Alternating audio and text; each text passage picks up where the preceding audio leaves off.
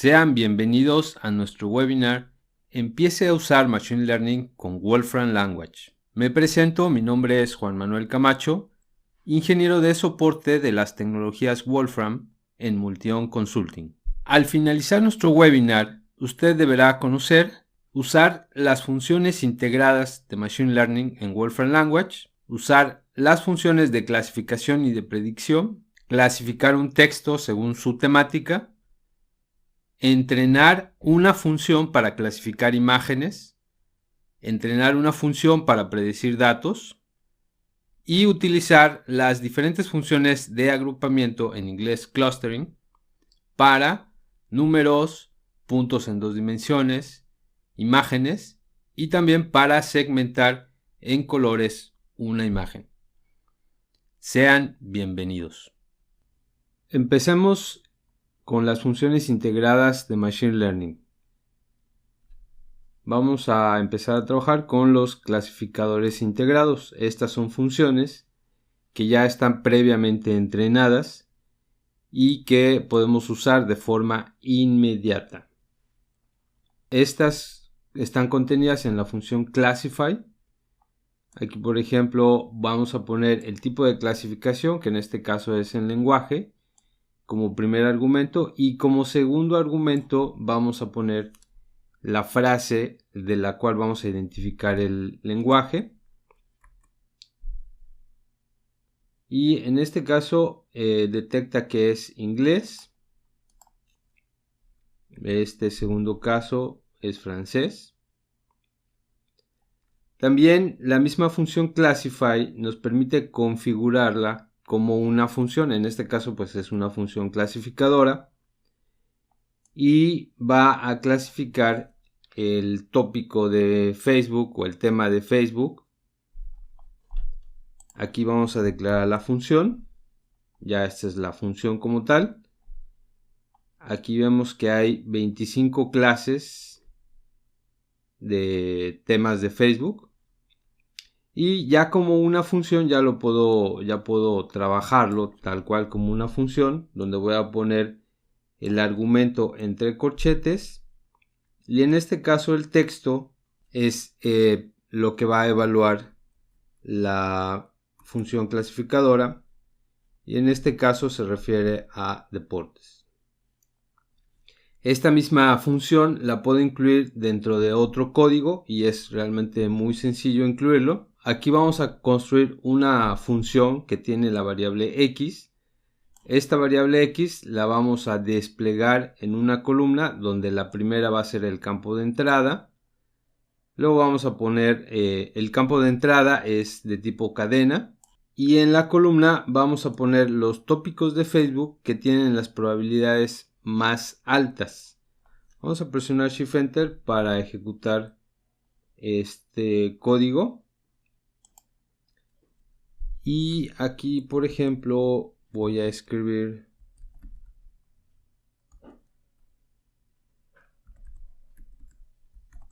I would like to visit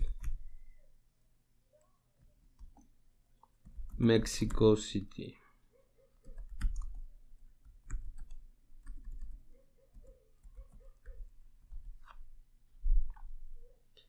Las probabilidades más altas es 97% de viaje, Family and Friends, 1.3%.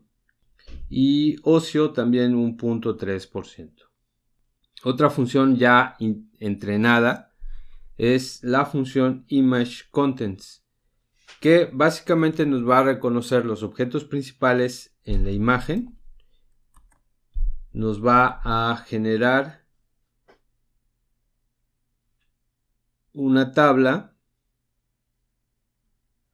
Esta es la tabla donde nos va a mostrar el segmento de imagen, que es lo que contiene la imagen. En este caso es un gato y es un perro. Nos está indicando la región de la imagen y la probabilidad de que sea gato o de que sea un perro. También podemos preguntar con la función ImageCases si se trata de un perro doméstico En este caso sí se trata de un perro doméstico.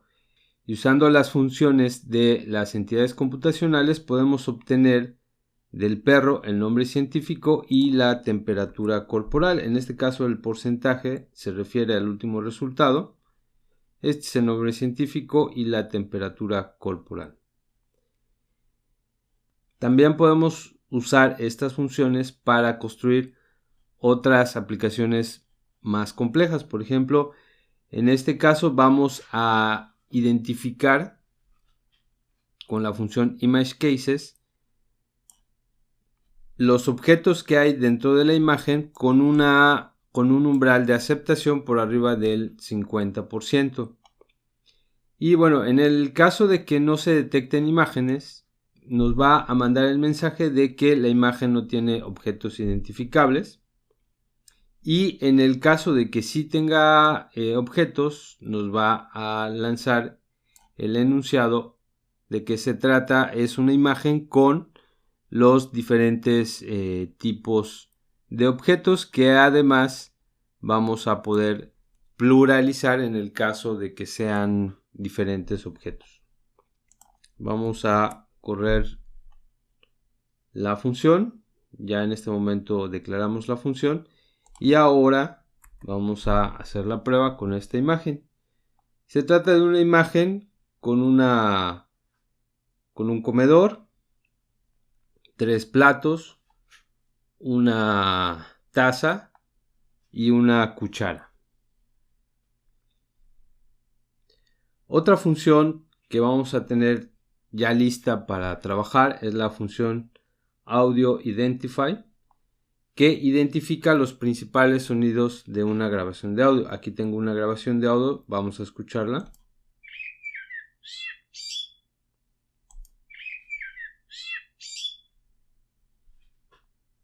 Y con la función Audio Identify vamos a identificar el sonido principal de la grabación, que en este caso se trata de un chirrido o el canto de un pájaro. Otra función también es la función TextStructure, que nos va a encontrar la estructura gramatical de un texto. Es decir, nos va a encontrar el sustantivo, el verbo, las preposiciones, el sujeto, el predicado y finalmente el enunciado. También la función TextContents nos va a realizar un etiquetado automático de entidades, de diferentes entidades que va a encontrar esta función en un determinado fragmento de texto. Aquí, por ejemplo, identificó Italia como un país. Esta es la probabilidad. Está en la posición de la palabra es de la posición 13 a la 17 en la cadena de texto.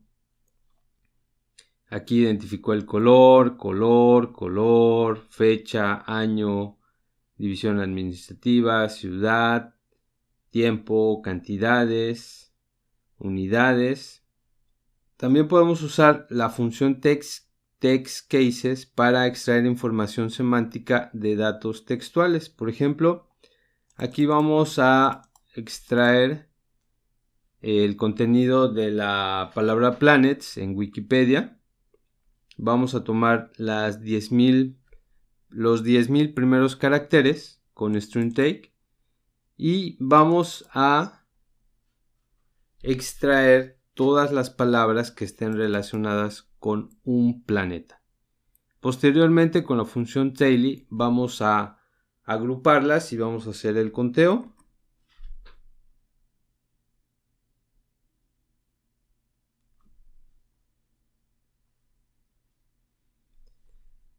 Aquí tenemos, por ejemplo, Venus aparece 4 veces, Tierra aparece 15 veces, Marte, Mercurio y así con las demás palabras. Wolfram cuenta con diferentes redes neuronales previamente entrenadas en esta página. Vamos a visitarla. Este es el repositorio de redes neuronales ya previamente entrenadas y podemos trabajar con cada una de ellas. Abarcan diferentes dominios, por ejemplo en audio, en clasificación, en generación de datos, en extracción de características, procesamiento de imágenes, modelos de lenguaje, detección de objetos, regresiones, segmentación semántica, reconocimiento de voz. Podemos hacer clic en cualquiera de ellos para obtener la información acerca de red neuronal. Y aquí tenemos el ejemplo de cómo podemos utilizar esta red neuronal. El aprendizaje supervisado utiliza un conjunto de datos de entrenamiento para enseñar a los modelos a generar la salida deseada. Este conjunto de datos incluye datos de entrada y resultados correctos que permiten que el modelo aprenda con el tiempo y con el número de muestras. El algoritmo mide su precisión a través de la función de pérdida, ajustándose hasta que el error se haya minimizado lo suficiente. Las funciones más usadas son de clasificación, en este caso las salidas son casos discretos, y de predicción o de regresión, donde las salidas son números continuos. También usamos la función classify. En la función classify vamos a poner cada uno de los casos. Aquí, por ejemplo, el 1 corresponde a la clase A, el 2.3 corresponde a la misma clase A, el 3.5 corresponde a la clase B, el 4 a la clase B y el 4.3 a la clase B. De tal forma que en este caso de muestras tenemos dos tipos de clases, la clase A y la clase B. Estos son los datos de entrenamiento que los vamos a meter dentro de la función classify y los vamos a guardar en C. Ya una vez que tenemos la función clasificadora, vamos a hacer clic aquí. Este es el método que se usó para clasificar. En este caso tenemos dos tipos de clases, la clase A y la clase B. El tipo de entrada es numérico y tenemos 5 datos de entrenamiento. Vamos a ver si nosotros evaluamos 1.5, vamos a ver si pertenece a la clase A o pertenece a la clase B. En este caso pertenece a la clase A. Podemos obtener las probabilidades ya sea de la clase A o de la clase B. Tiene un 67.7% de que sea de la clase A y un 32.29% que sea de la clase B. Por lo tanto, el clasificador nos va a arrojar que pertenece a la clase A, como lo hizo en este caso. También podemos obtener datos sobre el clasificador, es decir, sobre la función clasificadora. Como habíamos visto, el tipo de entrada es numérico. Tenemos dos clases. La precisión es del 75%. La función de pérdida es de 36.5%.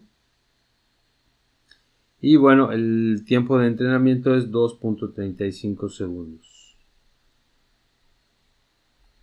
En el caso de la función predict, nosotros vamos a dar el valor de entrada y el valor de salida ya no es una clase, sino es más que nada una función continua. Aquí por ejemplo es 1.3, aquí es 4.3, aquí es 5.5 y aquí es 2.3. Vamos a correr la función. El tipo de entrada es numérico, el método que se usó es la regresión lineal y en este caso tenemos 4 datos de entrenamiento. Vamos a evaluar la función para 1.5, me da 3.35. Vamos a ver cómo la distribución para 1.5 es la distribución normal centrada en 3.35 con una desviación estándar de 2.32.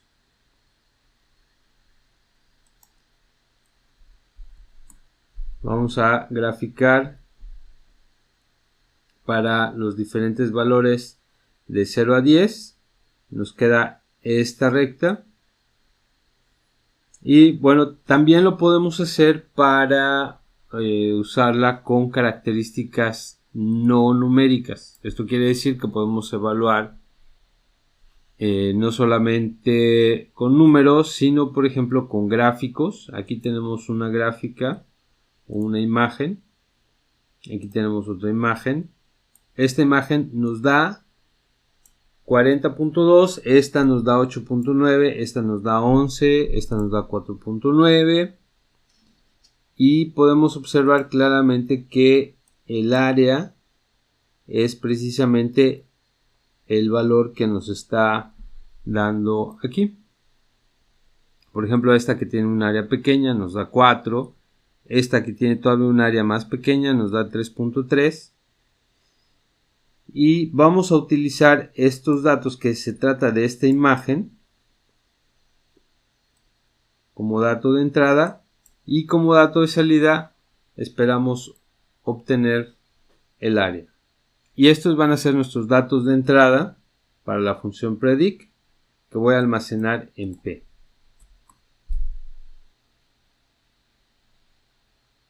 Aquí está la información. El tipo de entrada es una imagen.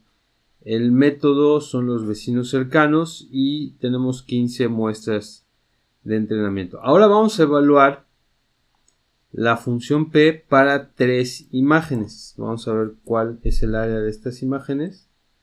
Nos da 11.23, 11.23 y 11.23.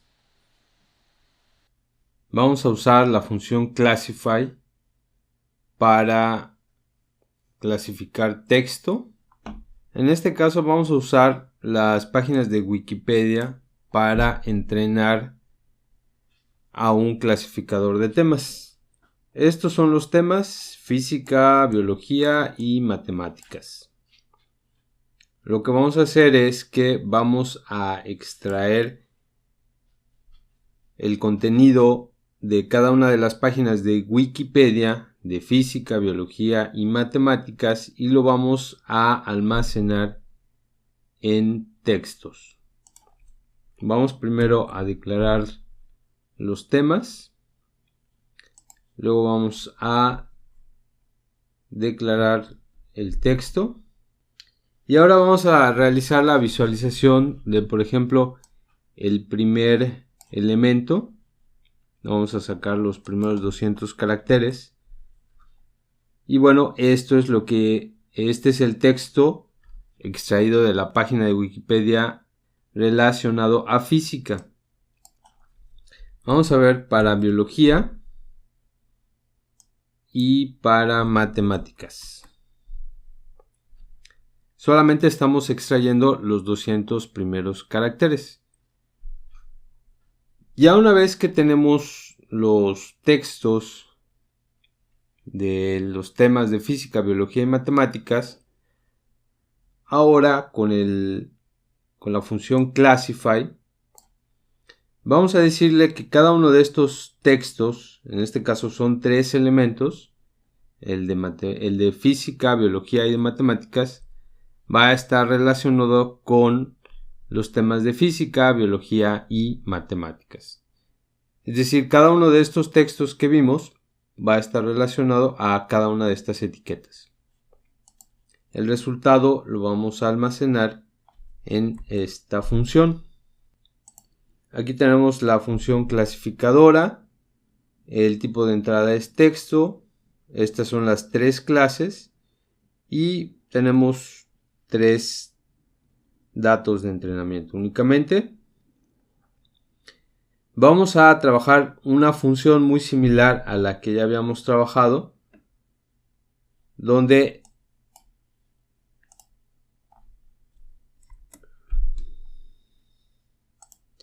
aquí vamos a poner la palabra, por ejemplo, fotón.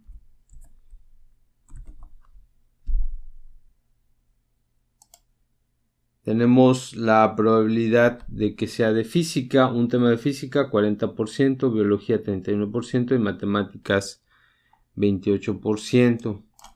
Vamos a probar con la palabra cell.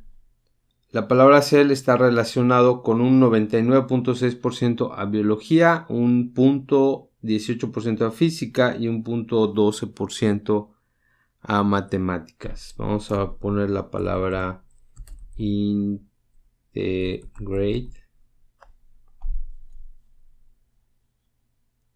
Integrate está relacionado a física con un 40%, biología 31% y matemáticas 28%. Vamos a escribir la palabra derivative. La palabra derivative está relacionada con física con un 39.69%, biología 31.34% y matemáticas 28.95%. De esta forma podemos entrenar a nuestros modelos alimentando con más datos. Aquí solamente tenemos 3 muestras, pero podemos tener más muestras. Y obviamente al tener más muestras vamos a mejorar la precisión de nuestros resultados. Esto nada más es para efecto demostrativo. Ahora vamos a clasificar imágenes. Para eso aquí tengo las clases. Son 4 diferentes objetos. Y voy a hacer algo similar. En lugar de buscar en la página de Wikipedia, voy a buscar imágenes con la función Web Image Search, donde vamos a extraer imágenes pequeñas con un máximo de 30 por cada una de estas clases y lo vamos a almacenar en Images. Estas son las clases. Ahora vamos a descargar las imágenes. Recuerden que por default el método de búsqueda es Google.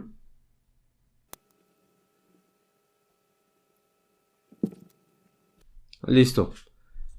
Ahora lo que vamos a hacer aquí es una lista de 4 diferentes listas. Cada una de estas listas contiene 30 objetos.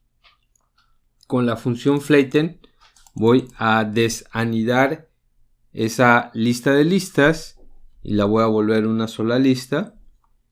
Y de ahí voy a construir una muestra del mismo tamaño, pero ahora aleatoria, y lo voy a almacenar en Flat Images. Y ahora lo que vamos a hacer es, vamos a observar qué hay en esa lista de los elementos 20 al 40. Vamos a observar qué es lo que hay. Tenemos un amur azul, tenemos un pulpo, la marca BlackBerry, un celular BlackBerry. Y bueno, esto es lo que tenemos en los datos 20 al 40. Si se dan cuenta, están completamente desordenados. Esta misma lista la vamos a separar por características. Recuerden que esta es una lista desordenada, tal cual como la vemos en esta muestra de los elementos 20 al 40. Y ahora con la función FeatureSpacePlot vamos a separar las imágenes según sus características.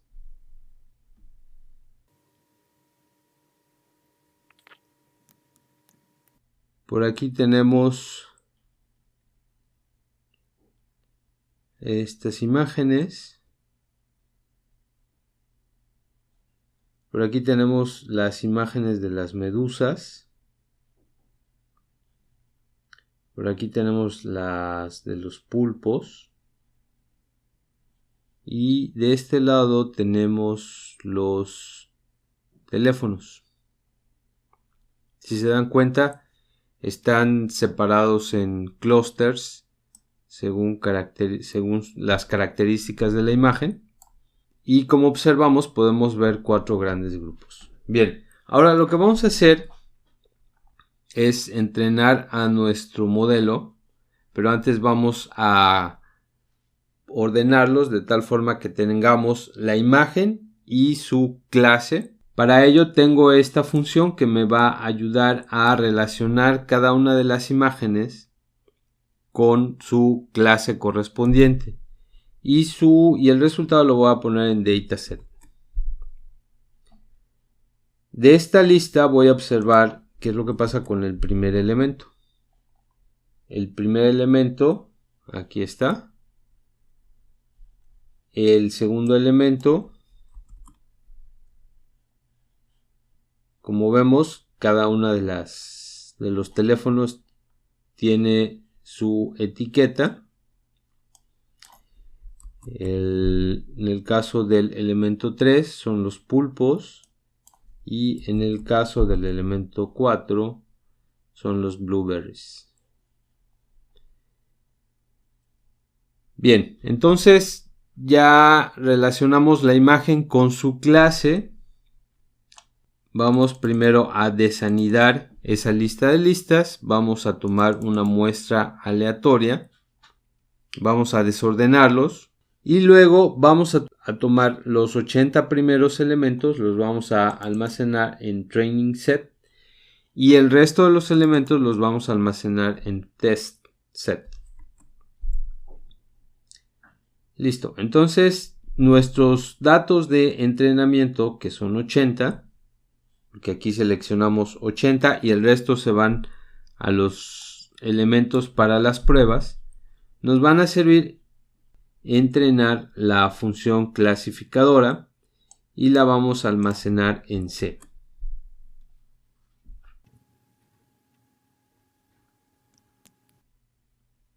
Aquí vemos los datos de entrada son imágenes y tenemos las 4 diferentes clases. El método que se usó es la regresión logística y tenemos 80 muestras de entrenamiento. Vamos a escoger una de estas. Recuerden que aquí tenemos el conjunto de prueba. Vamos a seleccionar una. Vamos a ver cuál es. Es la Blueberry y de la última salida vamos a seleccionar el primer elemento. Es decir, de esta salida vamos a seleccionar la imagen. Y la imagen la vamos a meter a nuestro clasificador. Recuerden que nuestro clasificador lo construimos con las muestras de los datos de entrenamiento. Vamos a ver qué nos da. Y efectivamente tiene una muy buena correspondencia. Vamos a evaluar nuevamente para otro elemento y volvemos a evaluar aquí. Evaluamos para otro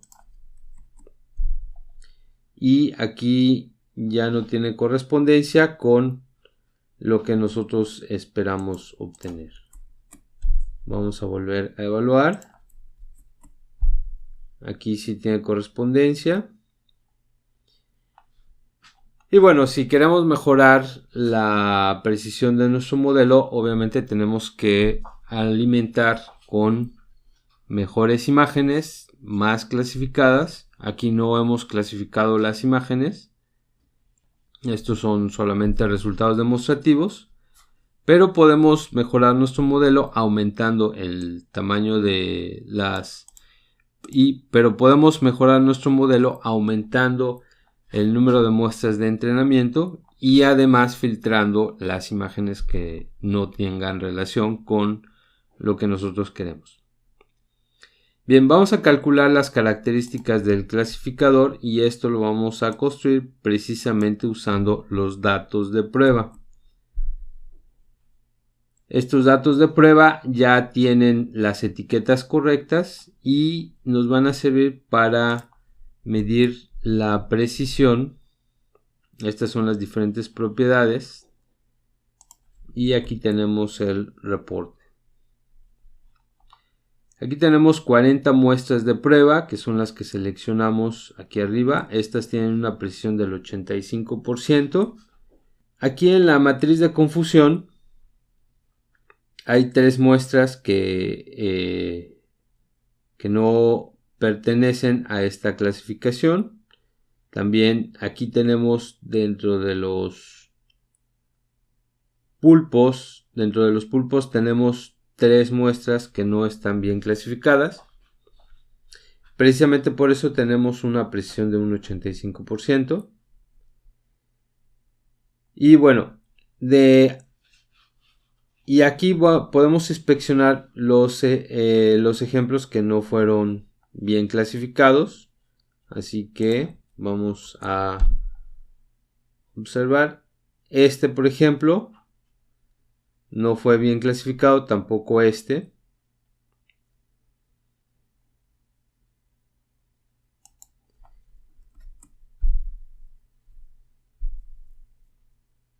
Este, por ejemplo, fue clasificado como una medusa y este como una blueberry. Ahora vamos a obtener datos del repositorio de datos de Wolfram. Esta es la página. Y vamos a obtener datos de las casas de Boston. Vamos a hacer clic. Aquí vemos datos de diferentes dominios: agricultura, astronomía, geografía, actividades humanas, machine learning, meteorología, estadística, etc. Aquí están agrupados por temas, o aquí en la parte de abajo por tipos: datos numéricos, grafos, un almacén de entidades, audio, texto, etc. Vamos a hacer la búsqueda de las casas de Boston. Aquí tenemos la descripción de la fuente. Podemos descargar el notebook. Vamos a abrirlo.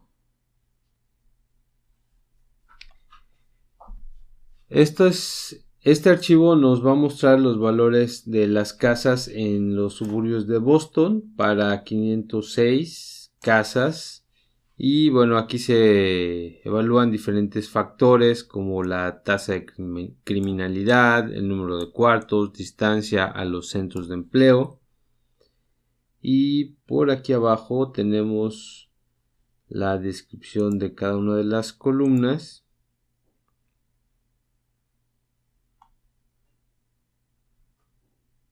Como vamos a ver, aquí está, por ejemplo, la concentración de óxido nítrico y dióxido de nitrógeno en partes por millón. Aquí está el número promedio de cuartos, el índice de accesibilidad a las autopistas y bueno, entre otros factores. Por último tenemos el valor medio de las casas. Vamos a descargarlo con la función resource data y lo almacenamos en datasets. Ahora vamos a obtener el primer elemento. Aquí están sus números del primer elemento. Este es el valor promedio. Tenemos aquí, por ejemplo, el número de cuartos. Y bueno, entre otros factores que ya están previamente descritos. Ahora, lo que vamos a hacer es construir la función de predicción para el valor de la casa basado precisamente en los 4 factores. Y nuevamente voy a separar la muestra en 2 conjuntos. Voy a obtener 400 elementos para el conjunto de entrenamiento y el resto van a ser para las pruebas. Ya que tengo esto, con la función predict voy a tomar mis datos de entrenamiento y voy a elegir el parámetro a predecir como el valor de venta de cada casa y lo voy a almacenar en P.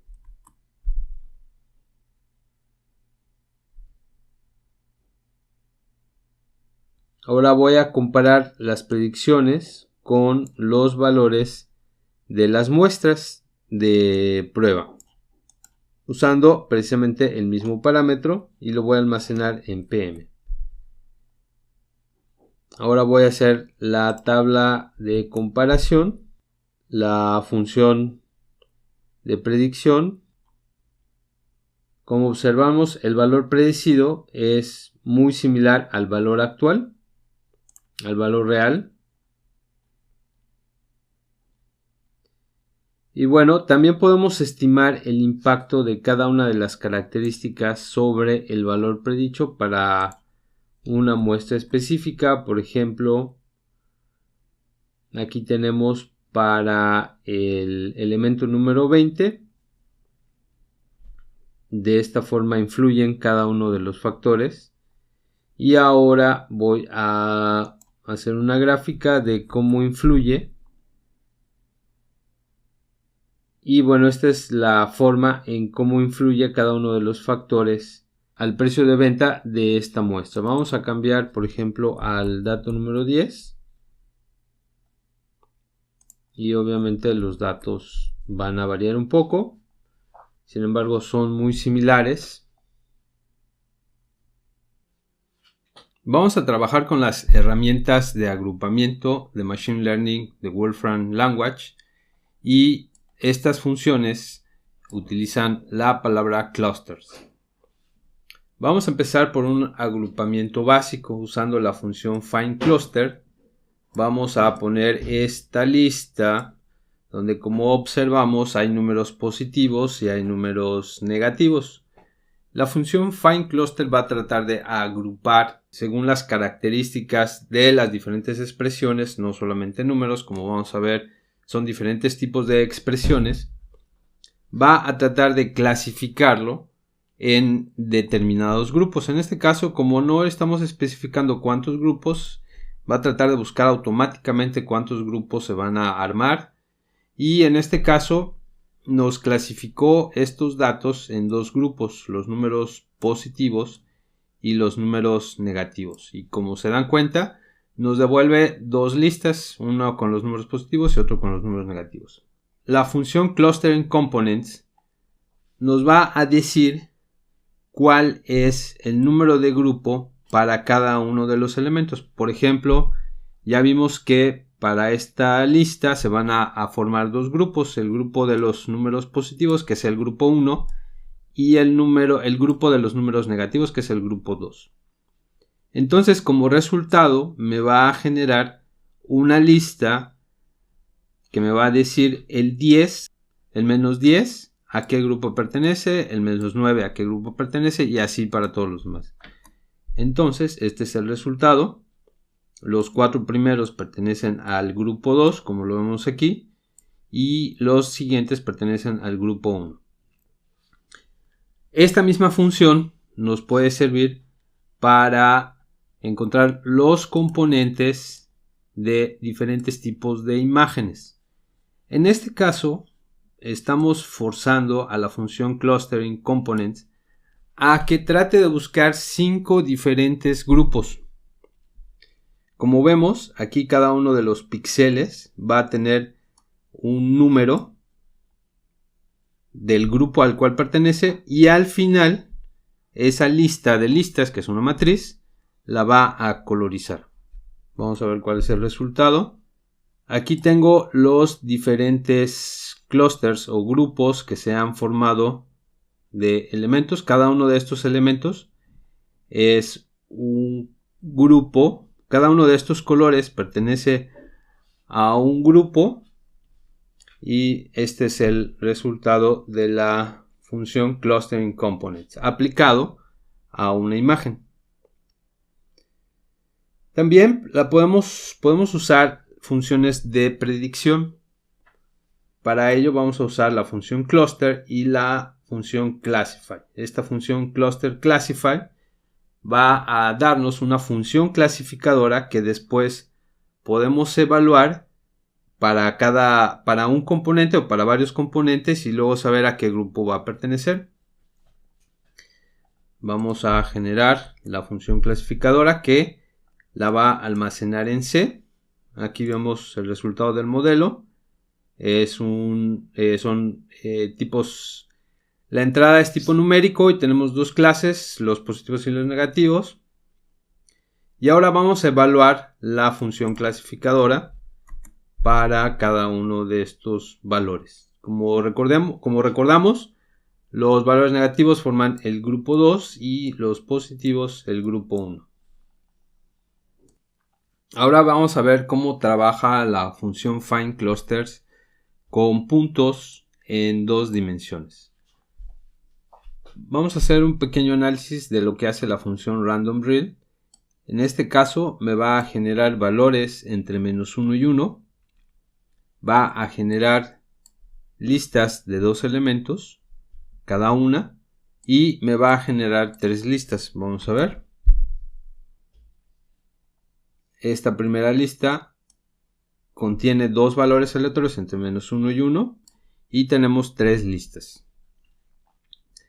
Ahora lo que vamos a hacer aquí es generar datos entre -1 y 1 y estos los generamos entre 2 y 4. Con la función join vamos a unir esos dos grupos y los vamos a almacenar en data. Posteriormente vamos a visualizar data con la función listplot, es decir, vamos a visualizar puntos que tienen coordenadas aleatorias entre -1 y 1 y puntos que tienen coordenadas aleatorias entre 2 y 4, tanto en X como en Y. Aquí tenemos este primer grupo, los generados entre -1 y 1 en X y en Y, y entre 2 y 4 en X y en Y. Recordemos que esta lista está almacenada en data.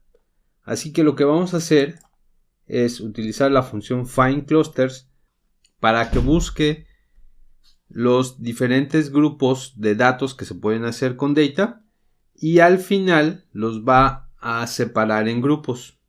La función listplot, recordemos que cuando tiene varias listas, cada una de estas listas queda de diferente color. Vamos a ver cuál es el resultado. Vemos dos diferentes grupos y esto es porque este segundo grupo es de color amarillo y este es el primer grupo. Entonces ya la función FindClusters puede agrupar en dos grupos en forma automática cada uno de estos puntos.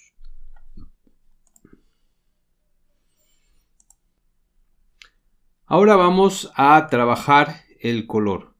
Recordemos que aquí podemos trabajar desde números, imágenes, expresiones simbólicas, como lo vimos en el caso anterior. También trabajamos puntos en 2 dimensiones, puede ser también en 3 dimensiones. Y bueno, ahora, ¿por qué no trabajar con el color? Tenemos esta imagen aquí de este bellísimo girasol. Y este girasol vamos a cambiar su canal de color al canal lap. Y esto lo vamos a hacer con la función colorConvert. Y el resultado lo vamos a almacenar en image. ¿Por qué hacemos el cambio de color a este espacio?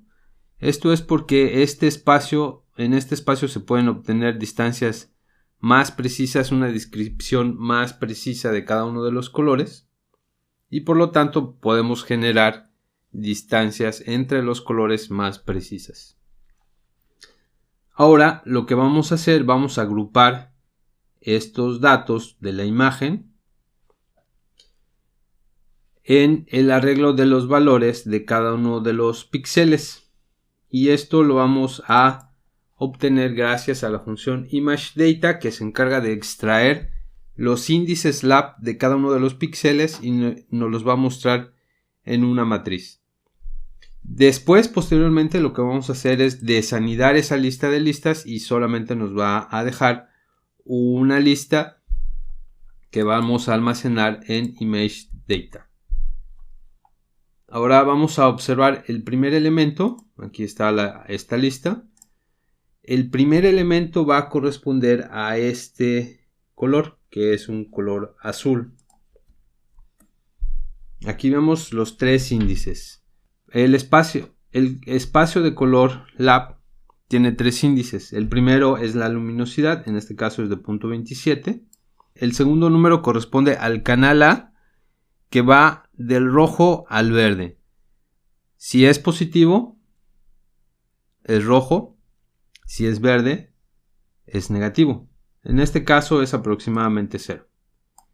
Y el último índice, que pertenece al canal B, es amarillo si es un valor positivo y es negativo si se trata de un color azul. En este caso, como es un color negativo, entonces se trata de un color muy cercano al azul. Por aquí lo vemos.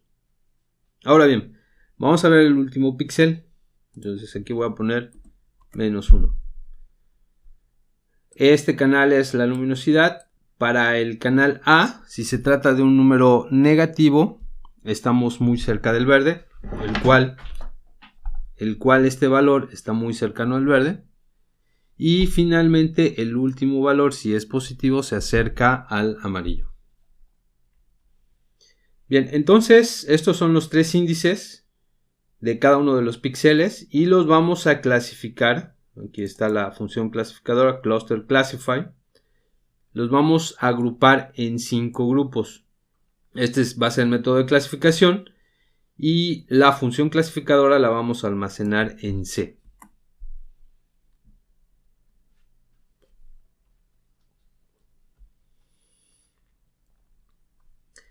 El tipo de entrada, como observamos, es un valor numérico de 3 elementos. Hay 5 clases y obtuvimos un total de 177.216 elementos. Y ahora lo que vamos a hacer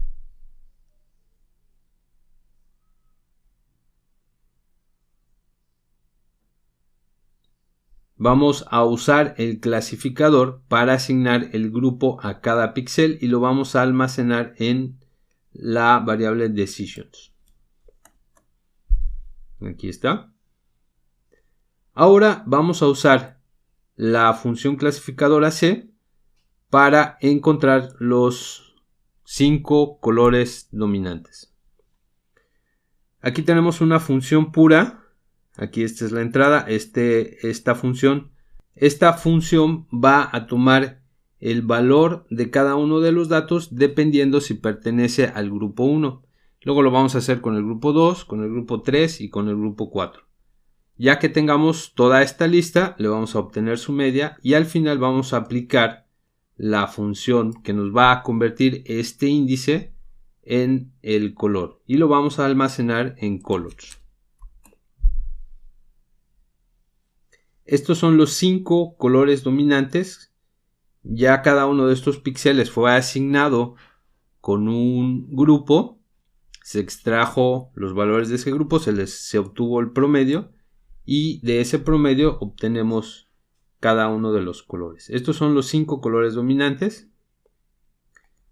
Y ahora vamos a usar la función clasificadora para obtener máscaras binarias para cada color dominante.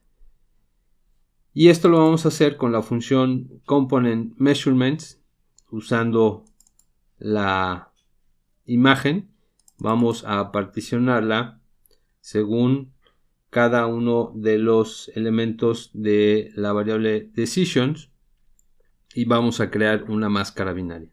Al final la vamos a convertir en imagen y la función y los resultados los almacenamos en component. Cada uno de estas imágenes tienen componentes 0 y 1. Cuando yo multiplique este componente por este color, me va a quedar que los blancos van a quedar de este color. Lo mismo va a suceder con esta imagen binarizada. Este color me va a quedar de este color. Este que pertenece a los pétalos, este que pertenece al amarillo, corresponde a este color y así sucesivamente. Bien, ahora vamos a hacer esa multiplicación, la matriz de componentes por cada uno de los colores, la vamos a multiplicar Y al final vamos a sumar cada uno de los componentes. Aquí está con la función ImageAdd para obtener la nueva imagen que está segmentada por los 5 colores promedio según el valor de cada uno de los píxeles.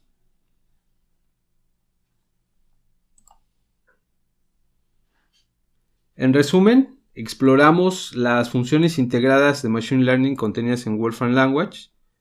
Exploramos también las dos funciones de aprendizaje supervisado, que es la función Classify y la función Predictor.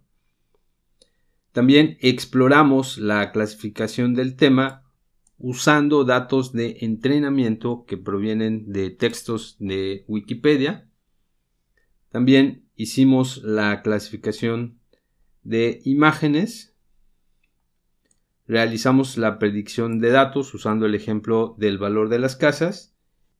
Y trabajamos las diferentes funciones de agrupamiento. El agrupamiento básico, el agrupamiento por puntos y finalmente el agrupamiento por color.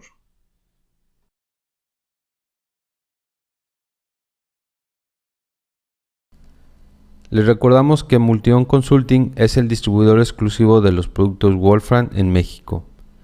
Si desea una cotización, información, mantenimiento o soporte técnico, por favor pónganse en contacto con nosotros a nuestra dirección de correo electrónico info@multion.com. Síganos en nuestras redes sociales, contamos con Facebook, Twitter, LinkedIn y nuestro canal de YouTube.